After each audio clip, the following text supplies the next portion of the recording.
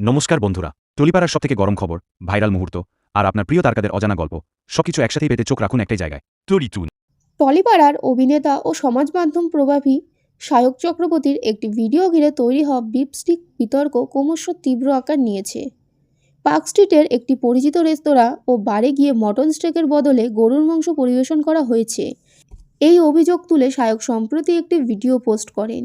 সেই ভিডিওতে রেস্তোরাঁর এক কর্মীকে ভুল স্বীকার করতেও দেখা যায় বলে দাবি করা হয়েছে।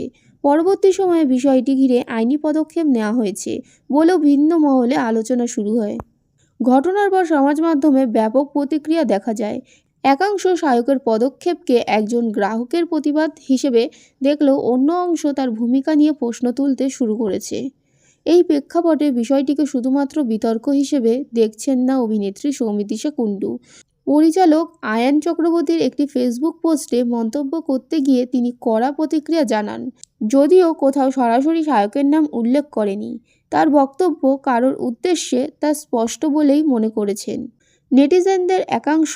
সৌমিত্রিষার অভিযোগ, সমাজ মাধ্যমে এঙ্গেজমেন্ট ও আর্থিক লাভের জন্য অনেক সময় সাধারণ মানুষকে সমস্যার মুখে ঠেলে দেওয়া হয়। তার বক্তব্য, কন্টেন্টের রিচ ও এঙ্গেজমেন্ট বাড়লে তার সঙ্গে টাকাও আসে।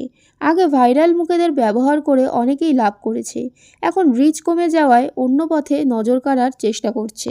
তিনি আরও ইঙ্গিত দেন যে সংশ্লিষ্ট রেস্তোরাঁ কর্মীকে অযথা চাপে ফেলা হয়েছে। ভিডিওতে কর্মীর সঙ্গে তর্ক এবং তার ধর্মীয় পরিচয় টেনে আনার অভিযোগ নিয়েও আপত্তি তোলেন অভিনেত্রী।